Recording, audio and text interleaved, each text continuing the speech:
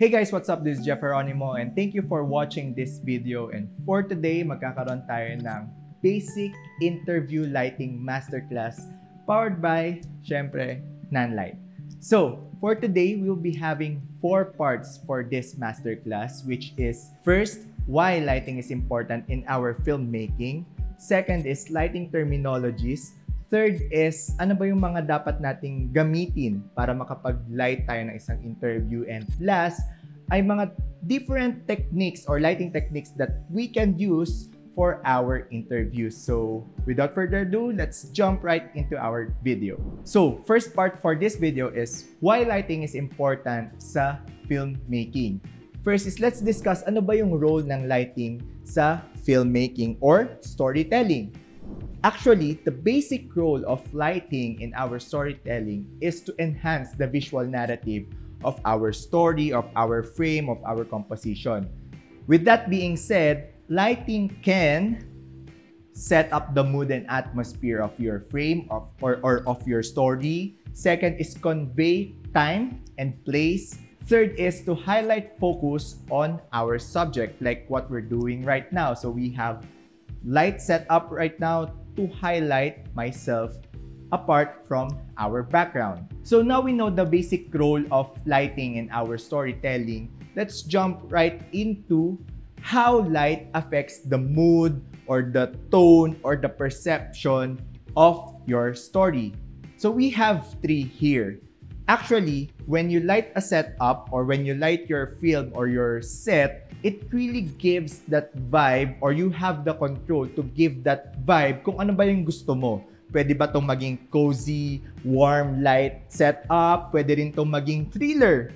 Pwede rin itong maging cool lighting setup. And lastly, pwede rin itong maging low-key setup. Meaning yung mga low light setup para sa mga drama, horror, or suspense. So anything that you can do with lighting, you can for you to be able to enhance your visual story. So example, para mas makita nyo paano ba mag-light yung mga cinematographers natin out there, you really need to watch film. In my case, I watch film, I watch K-drama, and right now, our topic is interview. I also watch different interviews on Netflix before we shoot this video. Kaya magbibigay ako sa inyo ng 3 sample na pwede nyong panoorin para magkaroon kayo ng basis paano ba sila mag-light. Actually, there are a lot of lighting techniques that we can discuss on, but these 3 documentaries I think will really help you in jump-starting your lighting journey. So first on the list is The Redeem Team on Netflix, also The Volcano Rescue from Wakari, and last is The Minimalist, Less is Now on Netflix as well. Now, we already know the role of lighting in our storytelling. Now, let's jump right into the next one, which is it also enhances the visual quality. Hindi lang porket nag-light na tayo, ibig sabihin maganda yung image quality, literally, sa ating camera. Hindi lang yon. It has 3 things right now that I will discuss to you. First is, syempre, yung pinaka-obvious, it enhances your image clarity and detail. So, kitang-kita nyo na yung pores, depende sa lighting nyo, and yung mga details ng set nyo, makikita lahat yon in full detail. Second one is to differentiate your subject to your background or creating more depth. As you can see, iba exposure ko dito sa camera and iba rin yung exposure ng background natin. Lastly is to avoid the common mistake that we commit, no, nung mga nagsisimula pa lang tayo, which is yung underexposure or overexposure or even those harsh shadows na once we recover in post, sobrang grainy or hindi na ganong kaganda aesthetically. Speaking of aesthetically, we go now to our next part, which is lighting is important for you to be able to give that professional look and aesthetic appeal. When you watch a film or content, katulad ng pinapanood nyo ngayon, it really gives you an impression, no, kapag ka well-lit yung frame, na well-produced yung content or yung film na pinapanood nyo. So that's the first one. It gives you that professional look and feel. Second is it gives you that first impression na maganda yung quality na though may caveat doon, hindi lahat ng magandang lighting is maganda na agad yung story. But it adds up to your story. So, mas nako-convey mo yung message as what we said earlier, di ba? And lastly is consistency across the scene.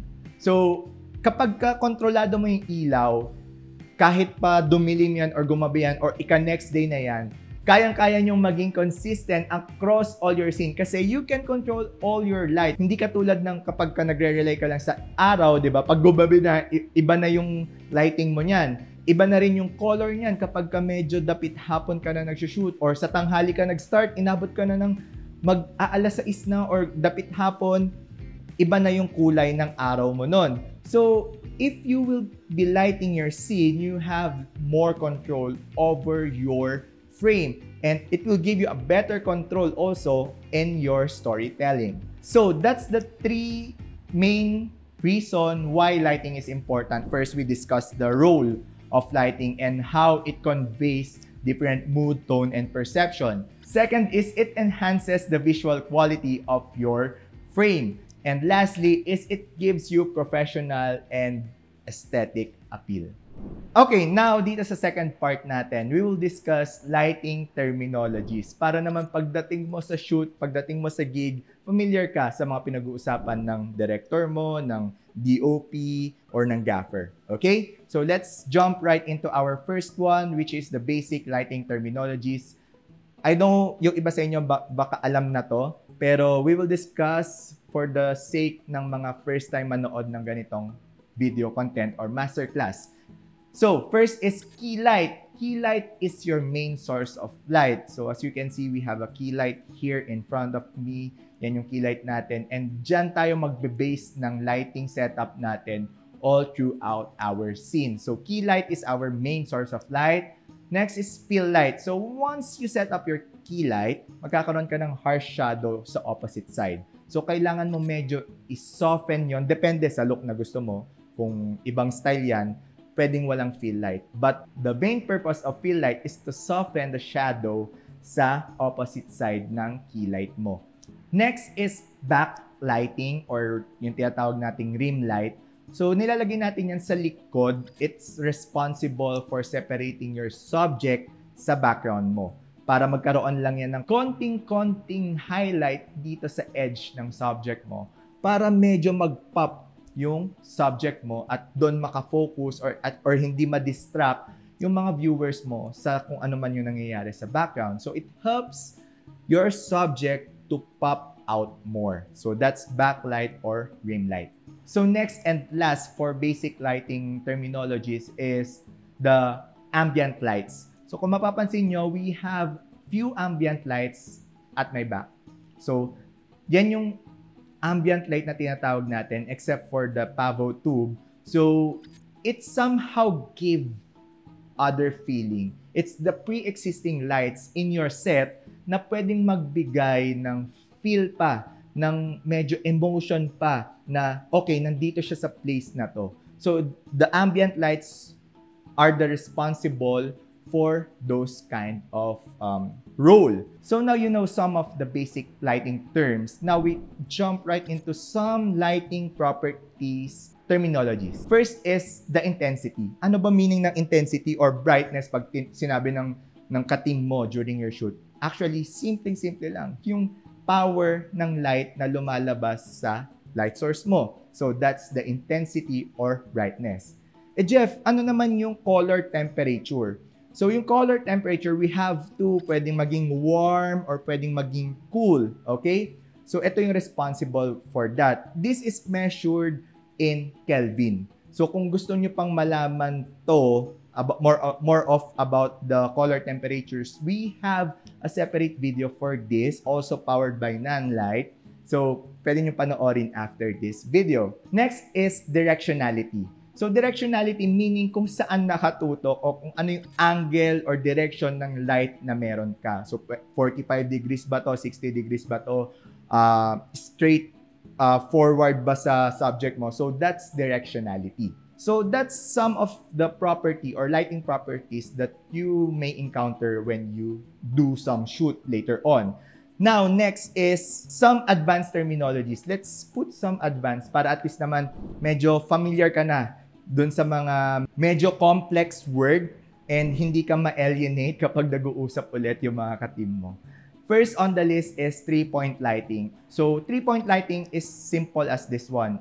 We discussed earlier na meron tayong key light, meron tayong fill light, so that's 2. So, we need 3. And we have backlight or yung tinatawag nating beam light. So, that's the 3-point lighting system. Next is hard versus soft light. Ano ba yung hard light and soft light? Hard light, from the word itself, hard, it gives you that harsh highlight to shadow ratio. Meaning, walang softbox usually or walang diffuser na nakakabit sa light source mo. So, it gives a direct and unfiltered light papunta sa subject mo. Kaya magkakaroon niya ng harsh shadow or hard lighting. In contrast, we have this soft lighting, meaning softer yung highlight to shadow ratio. Meaning, meron kang fill light para sa key light mo para mag-soften out yung shadow na meron ka. So next is high key and low key lighting. So actually, high key lighting is hindi sobrang overexposed, no? Hindi ibig sabihin na high key yan, dapat overexpose yung highlights. Hindi ganon. So this high key lighting is somehow, kung ano yung nakikita nyo sa frame natin ngayon, well lit yung subject mo, less yung shadow na meron sa opposite side ng key light mo, okay din yung lighting sa background mo. So that's high key lighting. And low key lighting naman, in contrast, are the styles na medyo pang horror or suspense or drama. Sometimes it is accompanied by one light lang, key light lang minsan. So, or minsan nga ambient light lang yung gamit nila. So, that's the difference between high key and low key lighting. So, fourth on the list, narinig nyo kanina sinabi ko, ratio. Lighting ratio is the difference between your key light and fill light. Motivated lighting. So, sometimes hindi kailangan or hindi gusto ni direct or ni cinematographer na magkaroon tayo ng 3-point lighting setup and gusto niya, sabi niya, gusto ko motivated lighting lang. Motivated lighting is magbe-base ka kung ano yung meron sa set. For example, lamp lang, no? So, hindi porket lamp lang yung kita sa set, is lamp lang yung papailawin para mag-ilaw yung subject or para mag-ilawan yung frame.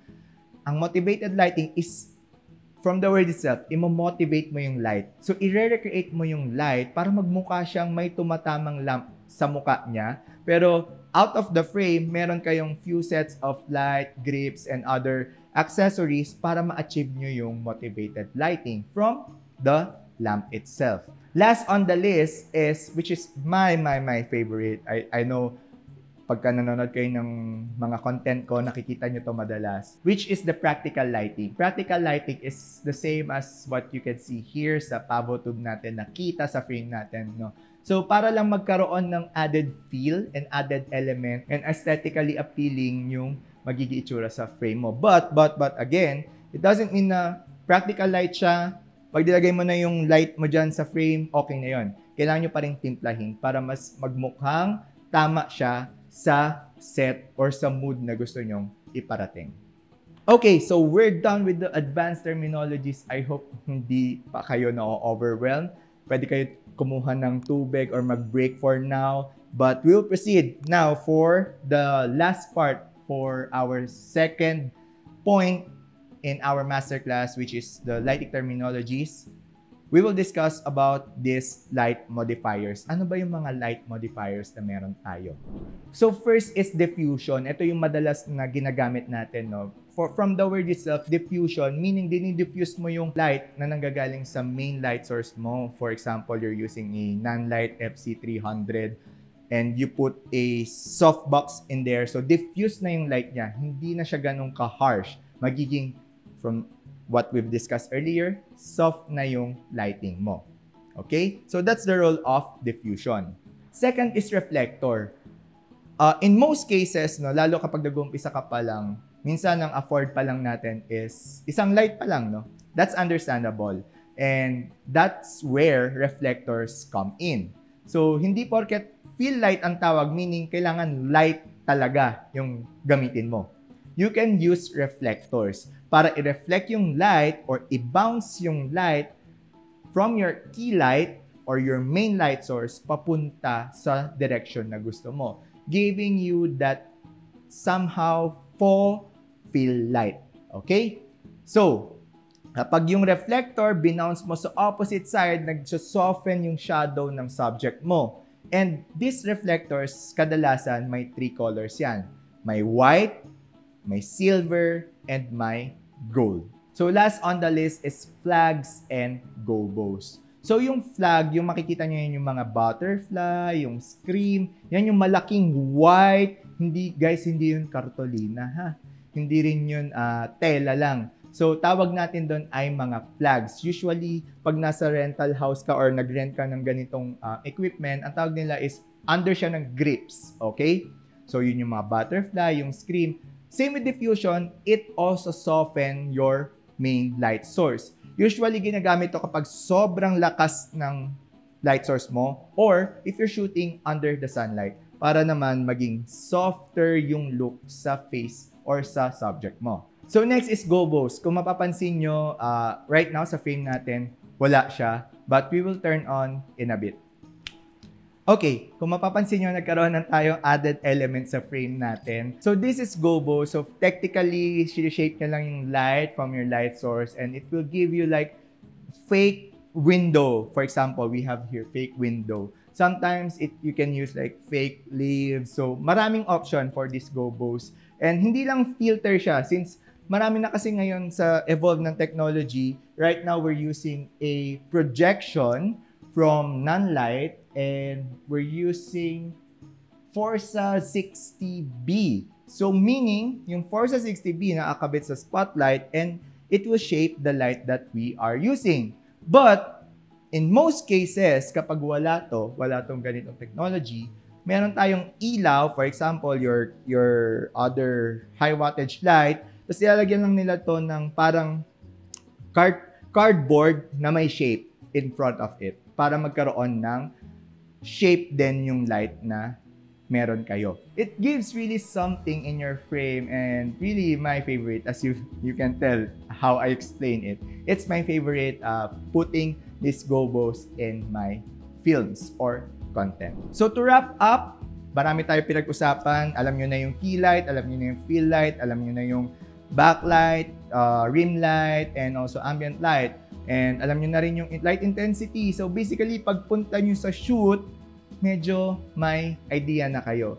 But I would suggest pa rin na matuto pa rin kayo from your director, from your DOPs, sa mga other terms na pwede nyong ma-encounter along the way. So that's all for part 2 of this masterclass. Punta na tayo sa part 3, which is ano ba yung mga lighting equipment na gagamitin natin for an interview setup. Okay, so for our part 3 of this masterclass, we will discuss kung ano-ano ba yung mga pwede nyong gamiting lighting gear once na nagsisimula ka pala. It doesn't need to be like the high-end, high-cost na lights. So I'll give you an example for today kung ano yung mga lights na pwede nyo gamitin. As you can see, we have here our non-light app. So, kokontrolin natin lahat ng ilaw natin from this app. So, i-turn off muna natin yung lights natin. As you can see, ambient light lang yung meron tayo. So, right now, we're using for our key light is the FC300B. And this light is a COB LED light. Ano ba yung COB, no? Actually, the meaning of COB is chip on board. So, kung mapapansin nyo before, yung mga LED light natin is separated or medyo magkakalayo, no? Yung COB, ginawa nilang sobrang magkakadikit and sa sobrang compact niya, para lang siyang isang one light emitting source. So, ano ba yung advantage ng using a COB LED light? Mas malakas yung power, mas maganda yung distribution, efficient yung heat dissipation nila since magaganda yung build ng fan inside this. Unlike yung mga before, yung mga lights natin, di ba, madalas nagiinit talaga siya. And lastly is compact. So, makikita nyo yung mga lights natin ngayon, hindi na siya sobrang laki. for this kind of lineup. And I can say na these compact lights can fit inside one of your studio setup. So, ngayon, meron na tayong key light. Let's see the before. Before, ito lang yung light natin. Lahat to ambient light lang. And right now, let's turn on the main key light, which is the FC300B. Now, let's add a fill light. Kasi nga medyo, kung mapapansin nyo yung shadow ko, kung you're going after a cinematic shot, pwede naman. But let's add like a fill light. So, tignan nyo yung difference. Without fill light, and merong fill light. Sobrang subtle lang ng effect niya. And we also have our backlight or rim light up there, which is the Pavo Slim 120C. Yan, ulitin natin. Then, on. Yan. Kung mapapansin nyo, nagkakaroon lang ng highlights sa bandang shoulder ko. Then, sabi ko nga kanina, ang pinaka-favorite ko, dalawa silang favorite ko, is the Pavo Tubes 30C for our practical lights. So, as you can see, yung fake window natin doon, gamit natin ay Nanlite Forza 60B, and also attached to it is the Nanlite projection attachment para tayo magkaroon ng fake window dyan. So basically, that's all that you need to have. A key light which has like 200 or 300 wattage, then a fill light which is 100 to 150, then a rim light which is 120, and also practical lights. Now that we already know kung ano ba yung ginagamit nating lights, let's discuss kung ano ba yung mga ginamit nating modifier. So the light modifier that we use in front of us for our key light is the Nanlite Parabolic 90 cm. We also have here for our fill light, hindi siya direct guys, meron siyang modifier which is the lantern. And above here is the modifier for the Pavo Slim. And kung mapapansin nyo, yung doon sa likod natin, modifier po yung ating projection attachment. So those are the modifiers that we use. And for our light stands, we use the Manfrotto light stands and C-stands. And also our tripod. So guys, recap tayo ng equipment na ginamit natin for today. For our key light, FC300. For our fill light is the Forza 150. For our rim light or backlight, the Pavo Slim 120C. And for our gobo there, the Nanlite Forza 60B, and also the Nanlite projection attachment. If you will notice here, meron tayong blue accent. So this is light up by a Nanlite Pavo tube. And dito rin, Nanlite Pavo Tube 30C. So now that we've discussed already all those three parts, which is we already know why lighting is important, we learned different lighting terminologies, and we learned the equipment that we will use today. I'll discuss with you different lighting techniques na pwede mong ma-utilize for your interview shoots. Again, this is for indoor interview shoots na pwede mong gamitin. So I'll show diagrams, I'll discuss what technique we are using right now, and yeah, para makatulong sa next shoots nyo. Okay, first on the list, which is right now what we are using, is a 3-point light setup.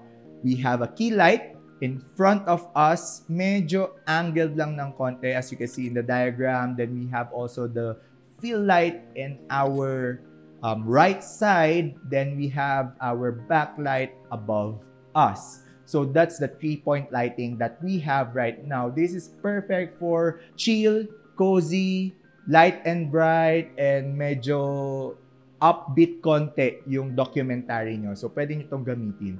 Pero if you want a little bit moody, pwede pa rin naman to. Just adjust a different intensity of your light source. Next technique is the Rembrandt lighting, which came from Rembrandt. Sobrang sikat nito for cinematographers, filmmakers, or even content creators. They just put a one light setup, take note, one light setup in front of them, then pointing like 60 to 50 degrees above them para magkaroon ng triangle shape dito sa may bandang mukha. For this setup, you can use this for those cinematic, dramatic. Why? Kasi medyo yung highlight to shadow ratio nito is medyo mataas compared to your 3-point lighting setup. Next on the list is the high key and low key lighting. Okay, for the high key lighting, pwedeng 3-point light setup lang din siya. Pero magbabari lang siya sa intensity na meron tayo.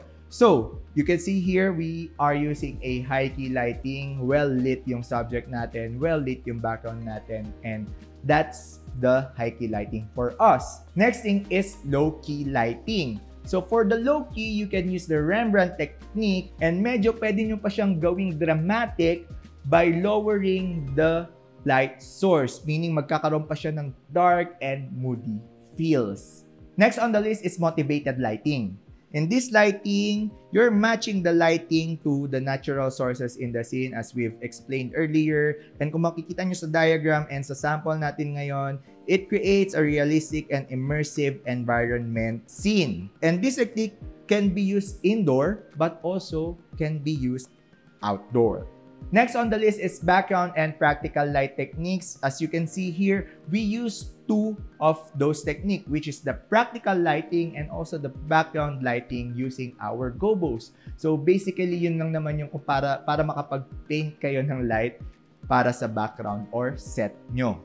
Last is creative lighting technique. Actually, this is being used for music video, conceptual, videos, film na they use RGB lights or the key light is very high, producing hard lighting. Maraming pwedeng gawin for the creative lighting. From the word itself, you are being creative, and by being creative, sometimes you break those rules that we've mentioned earlier. So for creative lighting, feel free to experiment. Okay, recap lang tayo. We've discussed the 3-point lighting. We also discussed the Rembrandt lighting. We also discussed the high key and low key lighting. We discussed the motivated lighting, the background and practical lighting, and lastly, the creative lighting. I hope those styles and techniques help you in identifying ano ba yung mga pwede nyong gamitin for your next documentary interviews or your passion project interviews for your school, gigs, or even passion projects. I hope this helps, and wait lang, meron tayong bonus part. So for the bonus part, we will discuss some troubleshooting or common issues that you may encounter in setting up your lights. First is avoiding unwanted shadows. Okay, for you to be able to avoid those unwanted shadows sa face or sa background, what you can do here is use diffuser. Una yon. Or next is proper placement of your lighting. Medyo baka malayo yung fill light mo, no? So medyo lapitan mo yung konti yung fill light para ma-soften yung shadow or matanggal yung shadow na ayaw mo. Or you can use different flags. Kanina we discussed the flags or the negative fill. So you can use this troubleshooting para maalis yung unwanted shadow sa frame mo. Next is dealing with mixed lighting source. Hindi natin maiwasan lalo sa event or lalo sa, kunwari, talagang yun yung bahay ng or yung location na pinuntahan nyo, iba-iba yung lighting. What you can do there is, first is match your color temperatures. So, yung mga lights natin ngayon can be changed yung color temperature as long as it is a bicolor. Or if you're using a colored light or LED light, like the Pavo Tube 30C, you can match those color para magkaroon ng complementary scene sa frame mo. Next is use proper white balance. You can use those color passport para ma-identify nyo agad ano ba yung tamang white balance sa frame mo para medyo malesen mo yung mga mixed lighting sources na to. And lastly, I've discussed earlier, you can use different colored LED lights or colored gels para magkaroon or para maging complement dun sa lighting source na meron ka. So third on our troubleshooting is maintaining consistency across shots. So if you're using different LED lights, you can do so, but sometimes we encounter mistakes. So paano ba natin mape-prevent to? Actually, one thing is proper planning. So kailangan makipag-usap ka sa director, sa cinematographer, or kung ikaw yung cinematographer, makiusap ka sa gaffer, sa director mo, saan ilalagay yung light for this scene. And kapag ito na yung story natin, medyo tight shot, kailangan take into consideration nyo paano nyo nilight yung wide shot para consistent kayo. Kasi nakokontrol nyo naman kung saan nyo pwede i-place yung lights nyo. Second is drawing a diagram. We showed earlier kung paano yung mga itsura ng diagram. Pwede kayong gumawa ng ganon para at least meron kayong kodigo once na nag-shoot kayo. Next is monitor continuity. So you can hire someone para mag-check, or pwede yung assistant directors nyo or yung production assistants nyo na mag-check kung tama ba yung light from the previous scene. But again, with the proper planning, mababawasan yung ganitong problema.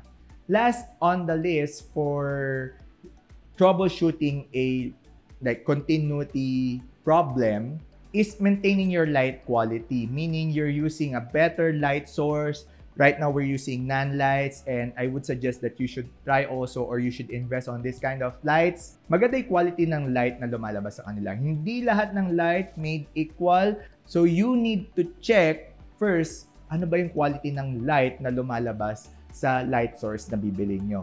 Which, again, right now, we're using NaN light. So, I hope those things help you guys. Recap lang tayo. We've discussed for the first part, gaano ba ka-importante yung lighting sa story making natin or sa filmmaking natin. Second is we've discussed different light terminologies or lighting terminologies para pagdating nyo sa shoot, familiar kayo. Third is we discussed kung ano ba yung pwede nyong gamiting equipment like what we're using right now para sa mga interview shoots nyo. And lastly, we've discussed kung ano yung mga lighting techniques na pwede nyong gamitin para marami kayong bala once na nagko-conceptualize kayo. And the bonus part, we've discussed different troubleshooting techniques or troubleshooting for common issues na na-encounter natin during our shoots. I hope this helps.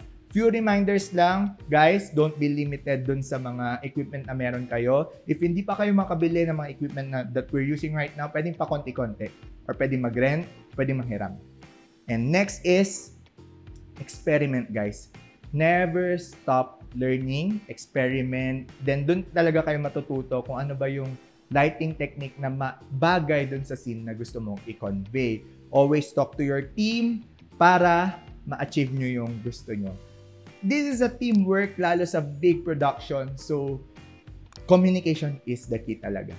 So, that's all for today, guys. I hope you learned something. Thank you for watching this video up until now. And if you want to learn more about photography, videography, or creative business, you can click that subscribe button. And if you like this video, please like and share this to your friends. Malaking tulong na sa channel na to. And also, special shout out to NaN Light who gave us the chance to shoot here in their studio and use this kind of lights. Their new FC300, their Forza 150, Forza 60, Pavo Slim, and also the Pavo Tube. So, thank you, NaN Light team, and huge shout out to all those teams na tumulong sa akin. Also, big shout out to Ninong Wendy for lending us the camera that we're using right now, the Canon C7T and also the CN 18 to 80mm. And also, shout out to Queen for lending us the Hollyland Lark Max that we're using right now. So, thank you guys, and I hope that you'll still follow me on my journey as a creative entrepreneur right now and also a content creator. So, that's all for today, guys. Once again, this is Jeff Geronimo. Thank you for watching this video. See you on our next one. Bye. Peace.